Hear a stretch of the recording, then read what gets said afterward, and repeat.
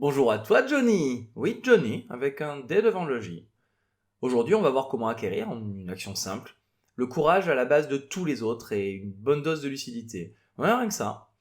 Je sais que dit comme ça a l'air un peu trop beau pour être vrai, hein. Et pourtant, tu es sur une des rares occurrences où c'est vraiment le cas en fait, hein.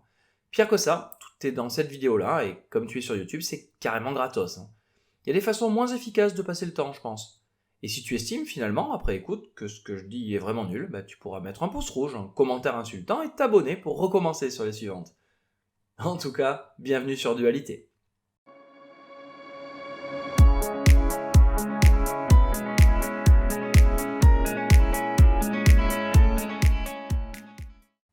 Pour les habitués, vous connaissez la musique. Et pour les nouveaux venus, on commence par le meilleur conseil que tu pourras trouver sur tout YouTube.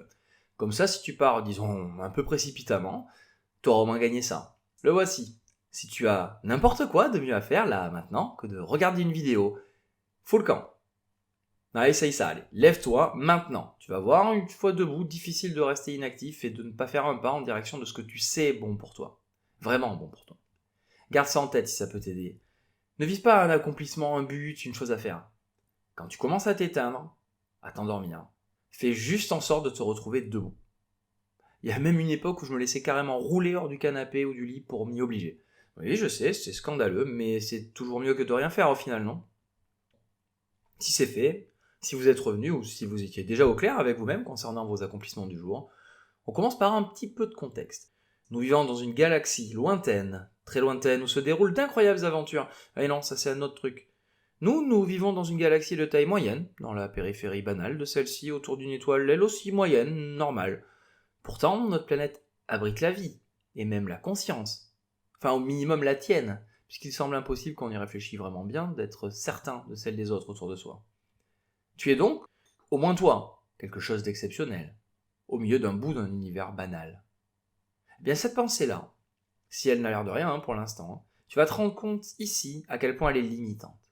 Mais ne t'inquiète pas, à la fin de cette vidéo, on aura fait sauter tout ça, on aura annihilé ton limiteur. Et crois-moi, tu vas te sentir armé d'une énergie nouvelle, d'un courage tout neuf dès que ce sera fait.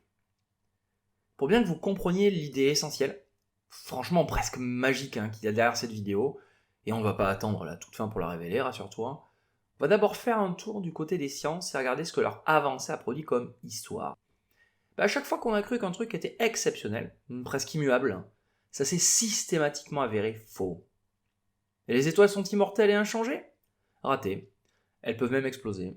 La supernova de 1572 a ajouté une étoile au ciel de la même luminosité que Vénus, la fameuse étoile du berger. Imaginez-vous, pour quelqu'un de l'époque, le fait qu'une étoile s'allume en plein ciel, pendant quelques jours, alors que depuis Aristote, la fameuse sphère des corps supralunaires devait être immuable, ça a quelque peu choqué. Et si pour toi c'est loin, cette date-là, en considérant qu'une vie humaine actuellement c'est à peu près 75 ans en Occident aujourd'hui, c'est qu'à 6 vies de toi. 6 vies. Pour rester là-dessus, un instant, on estime même que l'explosion future de Betelgeuse, entre maintenant et quelques siècles à venir, devrait produire un astre carrément aussi brillant qu'une pleine lune pendant quelques jours. Bref, les étoiles et l'éternité c'est beau, mais non, elles aussi disparaissent, elles aussi peuvent apparaître. Les montagnes? Tectonique des plaques. La Bretagne actuelle, en France par exemple, voyait courir sur elle une chaîne de montagnes équivalente à l'Himalaya. On l'appelait chaîne hercynienne. À une époque où la péninsule ibérique était encore collée à la France, à l'ouest de la France. Imagine le nord-ouest de l'Espagne, collé au nord-ouest de la France, et couvert de montagnes de près de 8 km de hauteur. On est d'accord, c'est un tout petit peu différent la Bretagne aujourd'hui. Montagne, mortelle. Même la carte du monde a changé. Mais le vivant, lui, c'est solide, c'est immuable. Bon, il y a bien des variations entre les individus, mais les espèces, c'est fixe, non? Eh bien, avec notamment Lamarck, French People, on est fiers, et Darwin, peu après, qui aura commencé à proposer des mécanismes pertinents pour l'expliquer, la transformation progressive des espèces commence à être comprise. Le vivant, alors même qu'à nos yeux, il se reproduit en semblant se perpétuer à l'identique, ou presque, est définitivement soumis à la variation et au changement, voire à l'extinction, comme en attestent de nombreux fossiles. Et depuis, vous imaginez bien qu'on a fait beaucoup de chemin, que cette façon de penser a été affinée, raffinée, et elle aura autorisé de nombreuses déductions. Des déductions qu'interdisent une pensée fixiste. On trouve plus de choses avec une pensée comme celle-ci, en fait. Je le sais, penser que le cosmos entier est soumis à une évolution, quel que soit l'objet qu'on y considère, c'est contre-intuitif. En fait, ça l'est tellement que même Albert Einstein, lorsqu'il aura été le papa principal de la relativité générale, qui le décrit le mieux aujourd'hui, n'aura pas accepté que l'univers lui-même soit soumis à la vacuité. Le contenu, ok, mais le contenant, quand même pas. Une erreur qu'il qualifiera plus tard lui-même comme étant la pire de sa vie. Même un homme aussi brillant que lui aura été soumis à ce biais cognitif-là, le fait de croire en l'éternité. C'est codé en nous, c'est câblé dans notre cerveau. Alors qu'elle ne fait visiblement pas partie de cet univers matériel, enfin en dehors de nos têtes. Mais pas toi, non, toi, tu es différent, tu sais ça. T'es le genre de personne que la pub n'affecte pas tellement.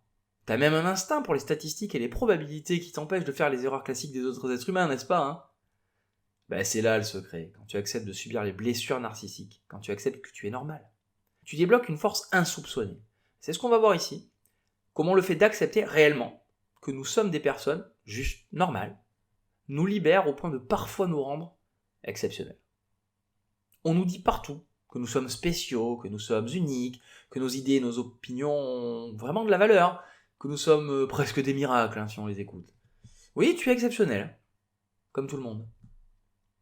C'est cette doxa d'un individu unique qui percole en nous, qui nous embarque à notre insu, un peu comme une lame de fond, et il nous faut accepter ceci pour débloquer notre véritable potentiel. Et nous sommes une personne lambda, une matière vivante, soumise à la corruption de notre environnement, comme toutes les autres espèces.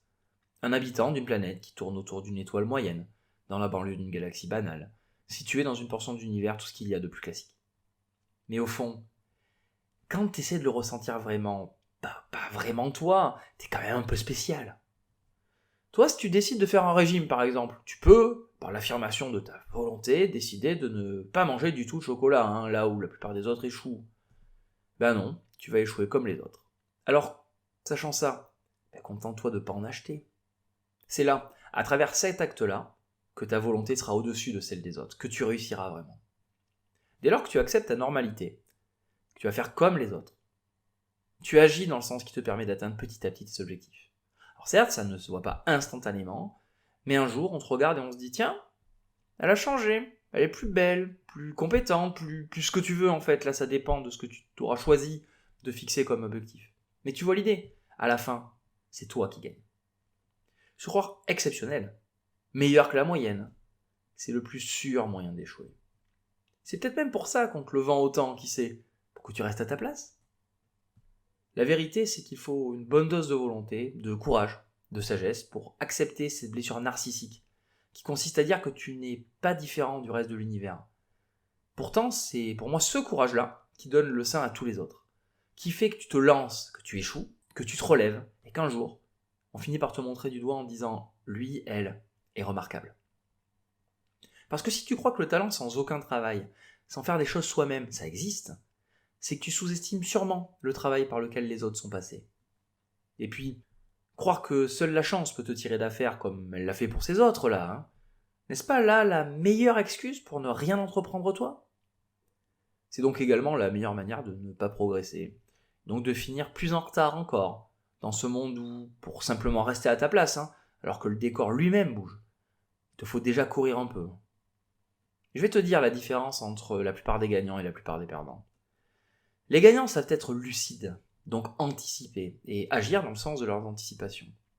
Les perdants, eux, n'anticipent pas, se bercent d'illusions, et au final, pour préserver leurs rêves dans sa jolie boîte, au lieu d'avoir le courage de l'exposer au chaos du monde, qui aurait pu le sculpter et le rendre réel, ils n'agissent pas assez. Après cette vidéo, tu seras pas comme ça. Et si tu ne l'es déjà plus, tu mettras peut-être le doigt sur le comment ça se fait, ça sera intéressant aussi.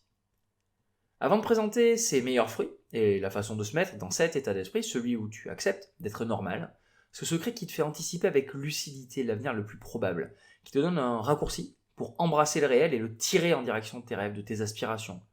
On va commencer par te vacciner à 2 contre-arguments classiques qui pourraient t'immobiliser et t'en empêcher.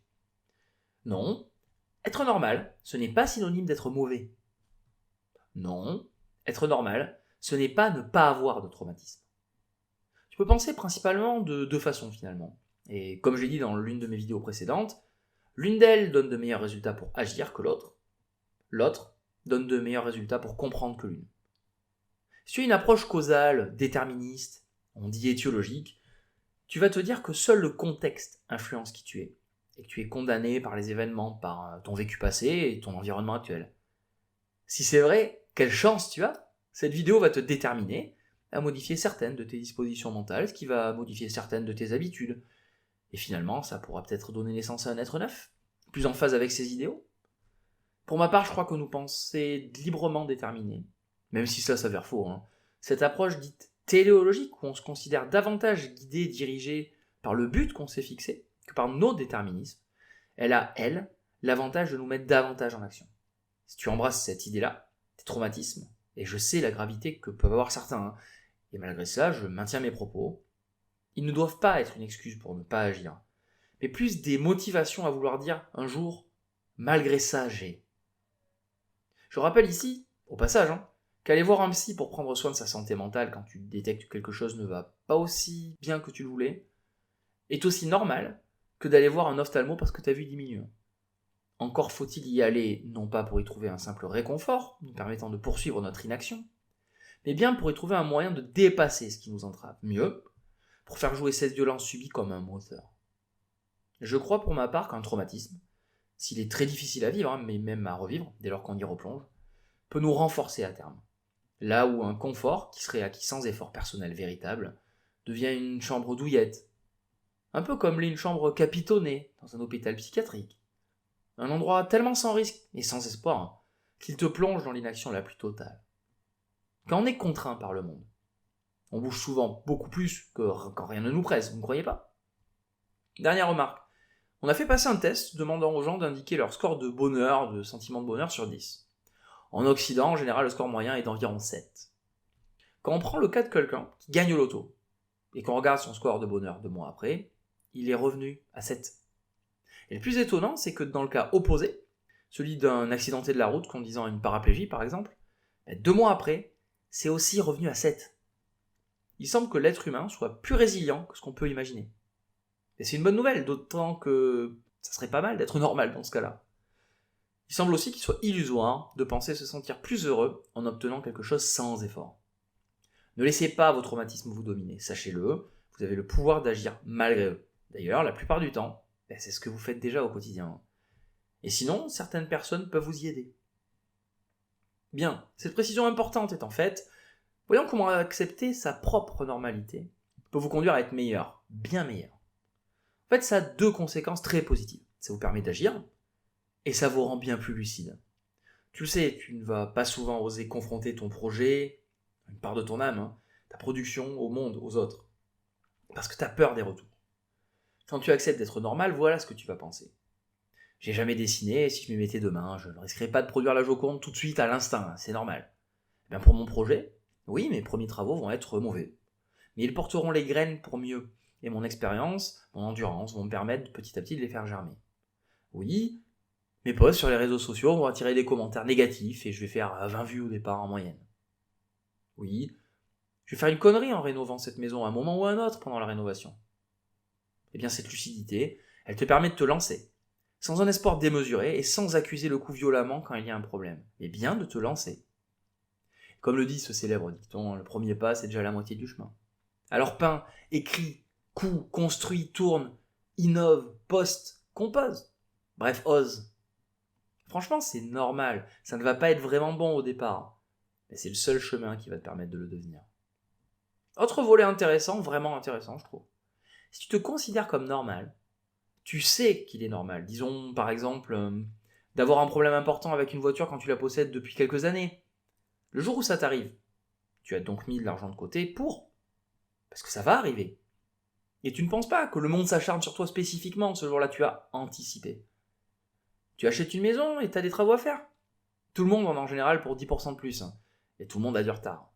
Tu prévois 10% de plus, mais tu prévois qu'il y aura du retard. Tu risques quoi avec cet état d'esprit? Une bonne surprise? Mon Dieu, comme ça a l'air horrible. Faudrait surtout pas essayer ça. Pour anticiper mieux, pense donc à ce qui arrive normalement pour la plupart des gens qui le font. Prépare-toi dans ce sens-là. Pour voir si tu progresses dans cet état d'esprit, je te donne une technique que j'ai découverte récemment en plaisantant avec ma sœur. Si quand tu t'exclames « Mais qui aurait pu prévoir ?» en parlant de quelqu'un d'autre, ou même de soi-même, et que ça te fait sourire, que ça vous fait sourire, c'est que c'était anticipable. Tu t'es vu trop beau, trop bon, trop chanceux, alors que c'est juste quelque chose de normal. Voir les choses ainsi n'est pas bon juste parce que c'est très généralement vrai. Imaginons sérieusement, une seconde, que ce ne soit pas le cas pour toi, que tu sois vraiment doué d'un talent inné. C'est quand même mieux parce que c'est efficace, c'est ce qui marche le mieux. Si tu es un génie dans quelque chose, tu seras quand même meilleur en agissant tout en pensant que tu vas être normal. Et généralement, tu seras bien plus lucide. C'est un pari qui sera forcément gagnant. Essaye ça. Pense à un aspect de ta vie. Celui que tu veux. Qu'est-ce qui va arriver à Jean-Michel Lambda à ta place, à Jolie? Fais-le vraiment. Essaye d'y penser. Rapidement, maintenant. Mets en pause. Et imagine ça pour un truc qui t'importe. Maintenant, tu paries que c'est ce qui va t'arriver à toi aussi. Quelque chose de classique. Et tu te prépares en conséquence. Oui, c'est aussi con que ça. D'ailleurs, c'est tellement simple que personne ne le fait. Certainement un problème d'ego. Tu vas voir si toi tu le fais, à quel point ça fonctionne bien. Par contre, attention, à l'heure du tout le monde connecté, si tu passes ton temps à comparer tes productions avec le reste de ce qui apparaît sur les réseaux, c'est-à-dire le plus souvent quelque chose de bien meilleur, tu vas pas forcément t'en rendre compte, tu vas pas forcément oser aller au bout. Ouvre les yeux et regarde plutôt autour de toi, dans la vraie vie, parmi les gens que tu croises réellement. Qui fait aussi bien? Qui progresse sur ce domaine comme toi? Qui ose? Pas grand monde, Mais pour te savoir en progrès, oublie un peu le prisme des réseaux, voire évite-les un temps si besoin. Ils sont souvent une prescription pour un pessimisme et une part d'inaction. Observer autour de soi rend davantage optimiste, je pense. De quoi? Pas toi. Toi, ça ne t'affecte pas.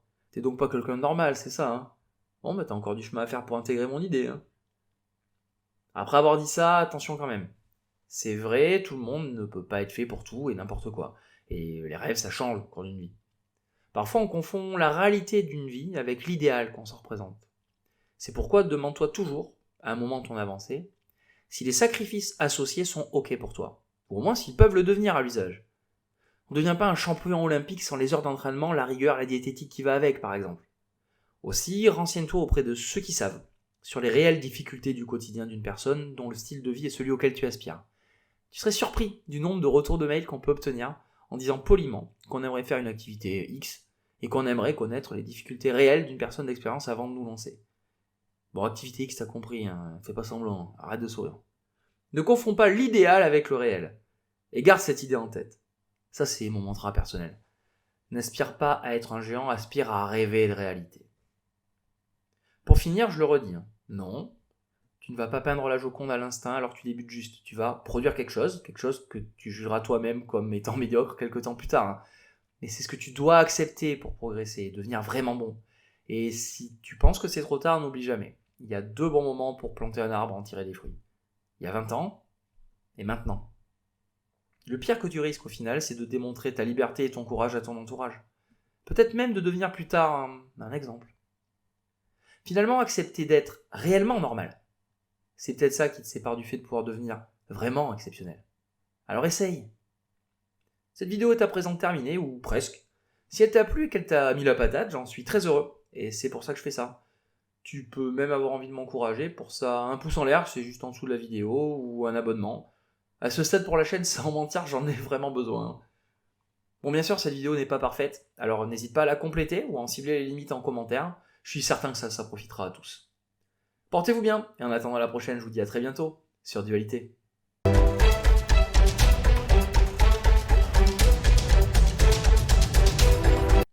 Bon, vu que je suis un mec normal, et étant donné la dynamique actuelle de la chaîne, bon, on dit avec cette vidéo, je vais faire quoi, 50 vues?